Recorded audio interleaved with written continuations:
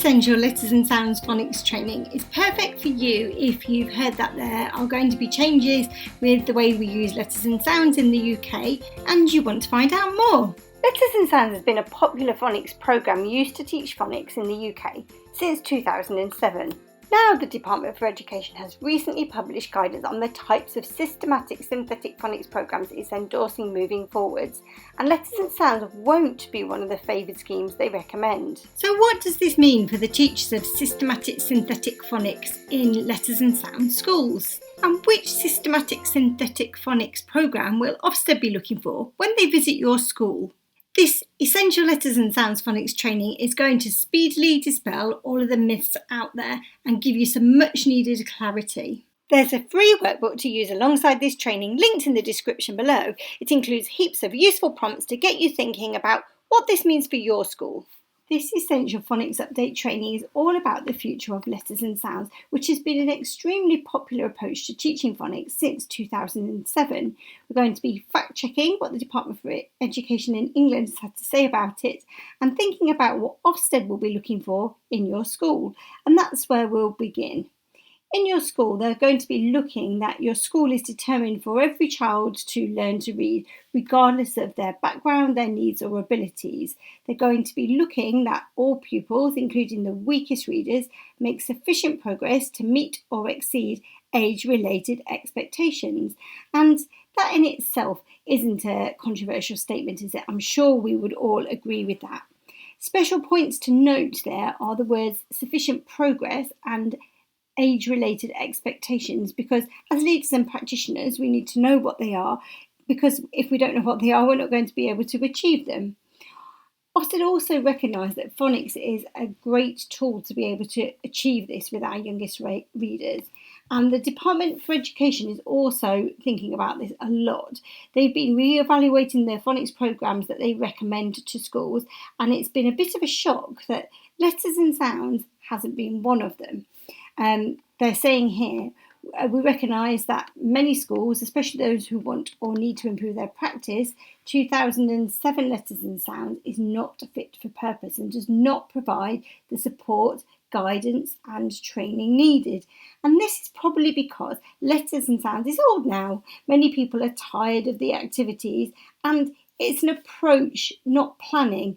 So in creating our own planning and resources and training that go alongside Letters and Sounds as an approach, we've created some inconsistencies in some schools. And that's what the Department for Education is aiming to eradicate with this statement. They say it's up to schools how they teach phonics, as long as schools are using a systematic synthetic approach. Schools should be following one phonics programme with fidelity. And again, this is not a new statement. To follow a programme with fidelity is something which was spoken about widely at the birth of Letters and Sounds in 2007. This just means that we need to be consistent with our approach. So with whatever approach we choose to use, we need to make sure everybody's on the same page when they're teaching from it. You don't have to stop using Letters and Sounds 2007 now or at all. Ofsted do not have a preferred programme or approach, which is true, they don't. They're not looking for a particular style. So they're not looking for the publisher's trademark on your books or on your resources. What's more important is that schools take an approach that is rigorous, systematic, used with fidelity, and achieve strong results for all pupils, including the most disadvantaged. So this is a point of thought, really. If you use Letters and Sounds currently, is it rigorous enough? Is it systematic enough in the teaching? Does everybody use it with fidelity? Is there a good degree of consistency in your school? And does it achieve strong results for all pupils? There'll be no expectation that schools using Letters and Sounds well and achieving excellent results need to change to a new programme. So, as I said, the Department for Education won't be endorsing Letters and Sounds again, and there are alternatives out there which I'm going to discuss in a minute. So it's up to you really to decide whether Letters and Sounds currently is giving you those excellent results that they're talking about here. there's no suggestion that letters and sounds will disappear. If anything, it is expected that there will be a choice of validated systematic synthetic phonics programs based on letters and sounds. And that's exactly right, because publishers and people who are producing these programs know that letters and sounds has been a really popular choice with schools and practitioners, and people have put a lot of hard work into applying these in their schools over a long period of time. So the idea of these published programs is to sharpen up that provision. So things to think about here. Is your current approach to teaching phonics synthetic, as in, do you say the pure sounds and does everybody say them correctly? Is it systematic? So does everybody follow a system, and is it robust? And is it rigorous? Are you managing to get those results that you want? Does everyone teach with fidelity to your chosen approach? It's much harder to do this with letters and sounds because, as I said before, there aren't the resources, there isn't the planning. We've had to find those or make those for ourselves. So if you've achieved that high degree of systematic teaching and rigorous teaching and consistency using letters and sounds, then great. But this is a point of reflection to decide whether you are doing that and how you know. Do your most disadvantaged children achieve strong results, and what does that look like? Because this is looking towards a 90 to 100% model. So have a really good think about those children in that bottom 20% and what success in phonics might look for them, because having a rigorous and consistent approach makes the biggest difference to those children in that bracket. You probably need to look for a new systematic synthetics approach if you are not getting the results you need in phonics, in reading, or in both. If you're working on an action plan pre or post Ofsted where phonics and early reading are urgent key areas of improvement. If you're experiencing a high staff turnover, that can be important, and using loads of different approaches and you need a fresh start, sometimes that can be the case. And as I said before, pay attention to that lowest 20% of children. And the validated list that the Department for Education are suggesting as an alternative to letters and sounds are slowly being released. It's a 3-part process. The first programs, the first systematic synthetic phonics programs that they're recommending or endorsing are already available on the website now. That's linked in the workbook that's attached to this training. And keep an eye out, because there'll be more and more people submitting their approaches as time goes on. And there is no rush to make any decision. Schools will be provided with support and guidance about the range of options as new programmes are accredited, and they'll all offer something different. So it's really important to find something which is best suited to your school. And as with any school improvement cycle, it will be hoped that schools would review their provision on a regular basis, and at least every 5 years or so, to ensure that it's the best it can be. So now's a really good time, and the bag of money is there to remind us that this is a financial commitment, and it's probably something that we can't jump into straight away, a lot of us. So just remember that, you know, this is a point of review where we're thinking about this provision carefully and what's going to work best for your particular school. Letters and Sounds 2007 will remain on the department's validated list until spring 2022. It gives schools using it time to consider their approach and to consider any new systematic synthetic phonics programs on the department's validated lists. Remember, some of them are going to be heavily inspired by the original Letters and Sounds approach. After spring 2022, schools wanting or needing to improve their practice will be strongly encouraged to use a systematic synthetic phonics programme from the validated list, although this won't be mandatory. So something to think about there, depending on where you feel your school is currently.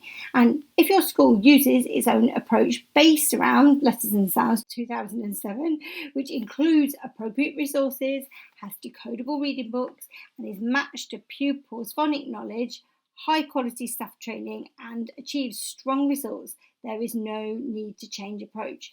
So think about your current provision.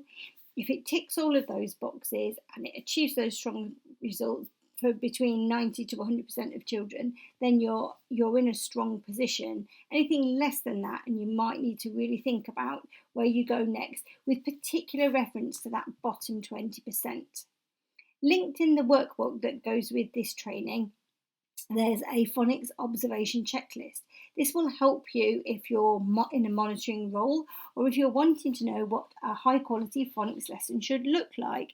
This links with all the things that are the expectations of the new validated phonics schemes, but also it's a list of things which have been requirements of high quality phonics practice for a really long time, since 2007. So you might find that useful in developing your own practice or supporting others to develop their practice too. And just a word of warning here, or something to think about really carefully, is that no systematic synthetic phonics programme is a magic bullet. Here we've got a picture of Bradley Wiggins winning the Tour de France, and it's really important to think about the fact that actually in this analogy, the bike is the phonics programme. And yes, he has a high quality bike, in the same way that we're looking at whether our phonics programmes are the best they could possibly be. But without his rigour and commitment applied to the bike, or in our case, our rigour and commitment applied to the phonics schemes that we deliver, then we're not going to achieve the results. And Bradley Wiggins by himself wouldn't have won the Tour de France just on the bike alone. He needed to put in a lot of hard work and effort and thinking, and a lot of consistency in his training to be able to get to that, to be that Tour de France winner. And that's exactly the same with your phonics programme. Yes, you can have the whole shebang, the whole system. You can have the training, you can have the resources, you can have the planning booklet, which is similar to the bike. But if you don't work hard at it, if you haven't got that commitment there, if people don't use it rigorously and consistently, it won't achieve the results that we're actually expecting. So back to the inspectors, the school's phonics programme matches or exceeds the expectations of the national curriculum and the early learning goals. Remember, the early learning goals in 2021 are new, so the school has clear expectations of pupils' phonics progress term by term from reception to year 1. So this is sometimes where things have come unstuck with letters and sounds, because we've worked in phonic phases for a really long time, and we've been used to sometimes repeating phonic phases or not referring to the national curriculum or the early learning goals, just following letters and sounds as a scheme, which is very separate, and sometimes that's been a difficulty. So linked in the workbook, you'll find a progression which might be really helpful if you are used to thinking in a letters and sounds mindset, and it gives you an idea on the left of all the phonic phases and the year groups, and on the right hand side when they need to be taught, when children need to have achieved them by, and also the coloured book bands. Now this only works if you use a decodable book scheme, and roughly it works regardless of the type of scheme that you use. So whatever reading books you've got, so long as they're decodable, they should fit into those colour bands to match the phonic phases. And usually, if they are linked to letters and sounds phases, you'll see those on the back of the books too. But this is a really useful guide. Remember, we talked in the initial slide about having a good idea about what age-related expectations are. This sheet puts it all down on one page. Remember, this isn't just about coverage. This is about the children achieving these stages. And there's a real emphasis, particularly in early years now, in reception, about making sure that the reading matches the phonic progress, that actually we don't have children sitting in lower bands when their phonics, their ability in phonics is soaring, that actually the progress in reading needs to match the progress in phonics. So think about how successful your phonics provision is. What does your tracking data tell you? And is there a correlation between progress in reading and phonics? And do you have a watertight system for finding that information out in place? Because Ofsted are looking for a sequence of reading books which shows a cumulative progression in phonic knowledge that is closely matched to the school's phonics programme, which is what we were looking at there. Teachers give sufficient practice in reading and rereading books that match the grapheme-phoneme correspondences they know both at school and at home. So that's making sure that when we're reading with children, our phonics books match the phonic phases that we're teaching. So it's not separate, it's seen as an aligned part of practice. To help you with that, I have a tracker here which helps you to track children. The grey band will tell you exactly what age-related expectations are. Each page is a different school term and a different year group, and you should be able to term on term be able to track with the grey box where children should be. In the top box, we would add in all of the children's names in phase 2 in reception. So imagine we're in reception autumn 2, we will put all of the children's names in here because this is when phase 2 or the equivalent starts to be taught. And we would hope that all children who are starting that teaching would be reading pink band books because they align to phonic phase 2. As time goes on, the grey boxes move along at the top and at the bottom. And what we want is the same children to be in this top grey box and in the bottom grey box, that their progress in phonics moves along with their progress in reading. So keep an eye out for that because it's linked in the workbook and it's a really, really useful tool. Remember, inspectors will be listening to several low attaining pupils read in years 1 to 3, and they'll be reading from unseen books appropriate to their stage of progress. So these will be children who maybe didn't pass the year 1 phonics screening, or maybe lower ability readers in year 2. And remember, they're focusing on that bottom 20%. So these will need to be children that are still reading decodable books, and the books that they read need to match exactly where they're at with phonics. So they'll usually be, if we're using that progression tracker, children reading below an orange decodable book band level, or who didn't pass that phonics screening check. So no need to be surprised when the inspectors asked us to read with those children, because they're trying to find out how appropriate the phonics provision and how appropriate the book bands are to help those children in those lower ability groups be able to make that progress to catch up. So things to think about. Is your provision for early reading fully decodable? Does the quality of the book show a commitment to teaching reading? Do all staff members know how to match children to the most appropriate books? And do reading books and current phonics teaching correlate? Remember, we need these 5 things for best phonics practice. These are 5 things which the Department for Education endorse, and also 5 things which Ofsted are going to be looking out for when they come into your school. These are things which have been best practice in phonics since 2007, maybe even before, and they're real key components to the success that you have with whichever scheme you use. So you need to have high expectations. We've talked about what those age-related expectations are just now, so you've got a good idea of that. You need to have consistency. Remember, this is all about that fidelity to a scheme, and consistency helps all children, but particularly those children in the bottom 20%. You need an approach which is repetitive and reinforcing, because a lot of this is to do with learning phonics is to do with memory, and helping children to remember. They need lots and lots of repetition and reinforcement in the short term to help things be passed through into the long-term memory. And also we need our teaching to be multisensory, active, engaging and fast-paced, because we need to keep that level of engagement up in our phonics lessons. We don't want children drifting off. It can be repetitive, but we need them all to be joining in, and we need our lessons to be well paced so that everybody's got to be doing something the whole way through. And phonics lessons need to be systematic and well matched. That means rather than basing our teaching based on children covering phonic phases, we need to be really thinking clearly about what children have achieved, what they can do, what they can't do, and matching our provision accordingly, week on week. So consistency reduces confusion. This idea of fidelity to a scheme and consistency is not new. Think about here your consistency of resourcing, what that looks like on cards that you use with children, flashcards or freezes in the rooms, or any kind of resources which children take out for as an intervention group. Are they all consistent? Also, explanations and language. So we all know that we need to be able to use a pure sounds or a synthetic way of saying the letter sound correspondences. Is everybody doing that consistently? That's a good question for school leaders. And also, are we explaining things in the same way? So, are we saying sound out the words, or are we saying segment the words to spell?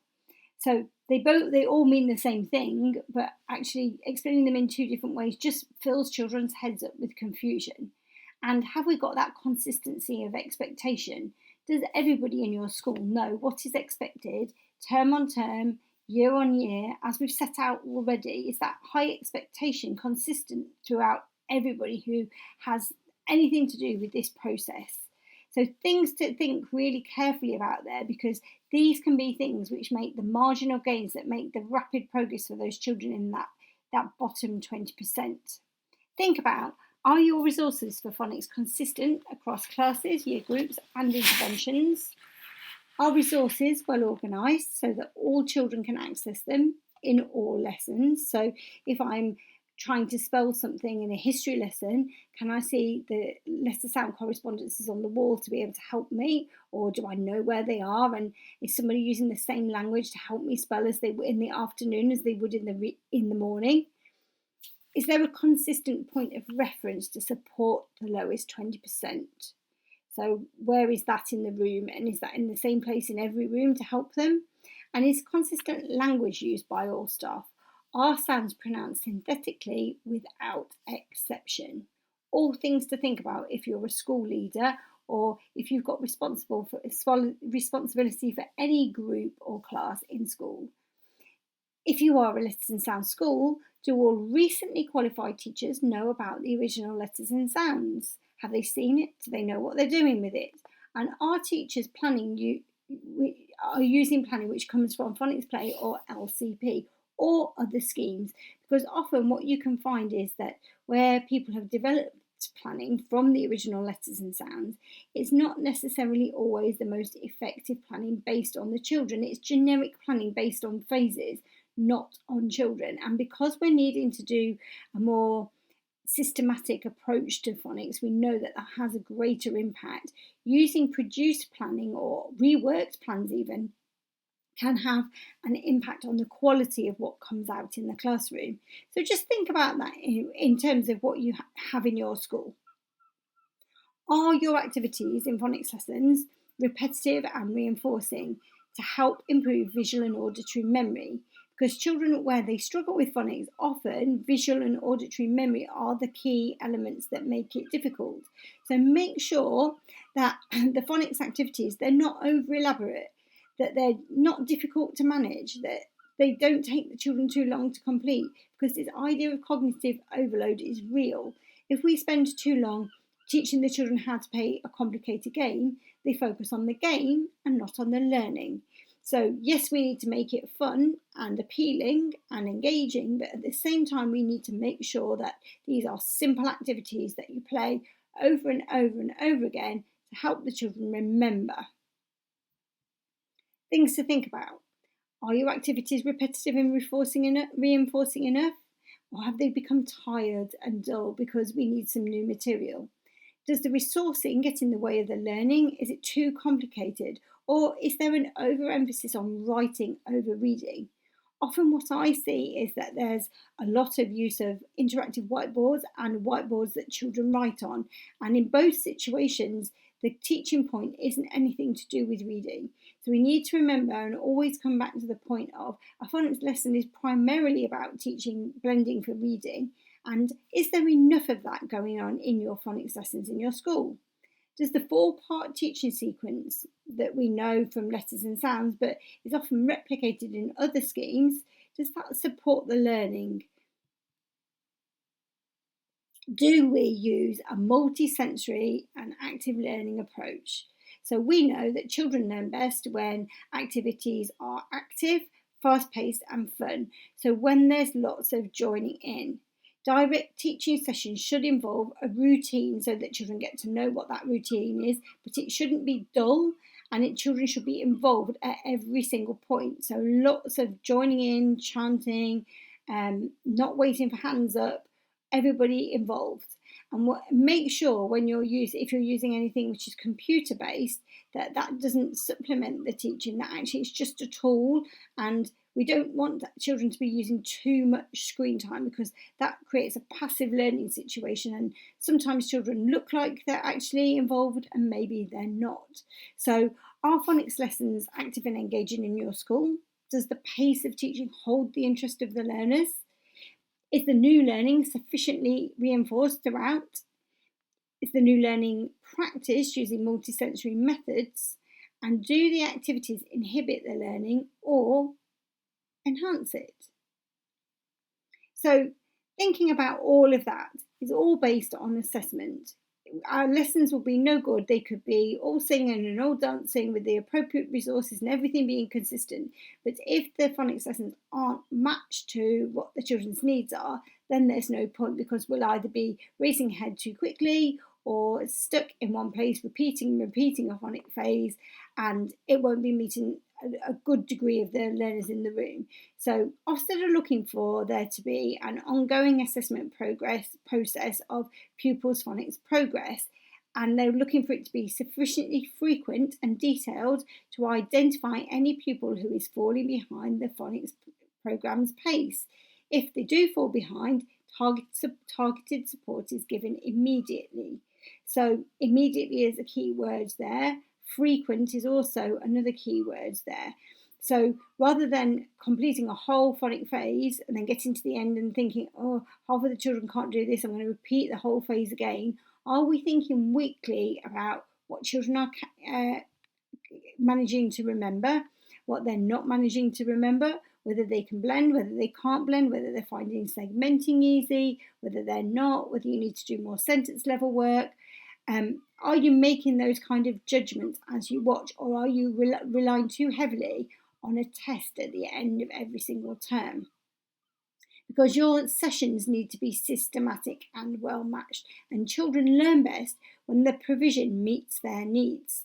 So this is an example of a class of children working on the current phase 3 from letters and sounds, and you can clearly see here that if we had children's names down the side here, that some children know a lot more than others, and there are particular digraphs and trigraphs which are difficult, but not for all children. So we need to make sure that we are teaching, if say we were using this to inform an intervention, we wouldn't have all children doing all of these sounds. We might just do an A lesson and just pull out the children that particularly need that intervention. The same here, it might be a bigger group. Nobody needs oi, nobody needs ow, nobody needs r. So we don't need to do the whole of phase 3 again. Only one person needs I. So only one person from that group needs to do that work. So it's quite important that we remember that so that we're not really wasting time. And also remember that when we're making these assessments, there are two things that we're trying to capture. We're trying to capture how much of the alphabetic code children know, so that's the grapheme, phoneme or letter sound correspondences, and in phase 5 that would also include the spelling alternatives or alternative pronunciations, and also the skills of blending and segmenting. How well can they read the words and how well can they spell the words? And a little bit of a word of a warning about the phonics screening check and using this as a means to inform your planning, because what often happens is we do these periodically, especially in year 1, to check children's progress towards that end goal. But what this tests is not every single phase 5 phoneme, or certainly not all of the phase 5 phonemes that children need to learn. There's only about 10 on any given test, and there's a lot more to learn than just that. So it's possible that children could pass the phonics screening and still not be competent and capable in all aspects of phonics. So it's important that we don't use this or overuse this as a means of informing our planning. Yes, it's great as a now and then spot check, or particularly if I'm looking to inform my revision type of activities, but as a weekly, week in, week out kind of assessment, and I need to be using more detailed assessment techniques than this, because this is very much a broad baseline, and it won't give you all of the information you need. Not least, you can't check how well the children segment using this approach. Something that a lot of schools that I work with use, and it works really well, is the Phonics Tracker. This is a digital product which you can use on a laptop or on a desktop, and it's really quick to assess the children, and it generates big scores for right down to digraph or single letter correspondence, a level. You can test tricky or high frequency words on there, and it gives you either a broad brushstroke of progress for school leaders, or right down to the minutiae of whether children can blend, whether they can segment, whether they can recognise letter sounds and which ones they know, to be able to inform your teaching. And this is a live document, so rather than having to trudge through everybody once a term, you could be doing 3 or 4 or 5 children on that every single week, so that you've got a working document that's constantly being updated to give you the information you need to make your phonics lessons the best that they possibly can be. So things to think about here. Do you have a robust assessment system where gaps are spotted regularly, or does it wait till the end of term and then you do a big assessment and then you find loads of gaps and then lots of things need to be repeated? How does this information inform your differentiation in phonics, or does it? How does this information inform interventions which are precise and efficient? Are whole phases repeated over and over again? Because that can be the biggest trap I see people fall into. And do decodable readers support the closing of any gaps? And that's the end of the training. So thank you for watching, and just to remind you that there is a workbook which comes along with this training that's got all of the references to Department for Education, to Ofsted, and loads of prompts to get you thinking some more about evaluating your current provision, and loads of links to take you to next steps to help you with your journey on evaluating your phonics provision in 2021. So there you have it. All of the essential letters and sounds updates you need from the Department for Education, and what Ofsted will be expecting to see in systematic synthetic phonics lessons in your school. And if you want some help evaluating your early reading and phonics provision, then I'd love to help. I provide whole day phonics and early reading reviews virtually and in school, and you can find all the details linked below too. Don't forget to download the free workbook which goes with this essential letters and sounds phonics training. Remember, it's linked in the description below. It'll give you plenty of things to think about when you're evaluating the letters and sounds provision that you currently have in your school. If this phonics training for letters and sounds has been useful, don't forget to share it far and wide, give it a quick thumbs up, subscribe, and then click the bell to be notified of even more free training. Also, we'd love you to come and join our Letters and Sounds Facebook group, where we're a community of teachers and teaching assistants sharing ideas and updates every day. See you soon!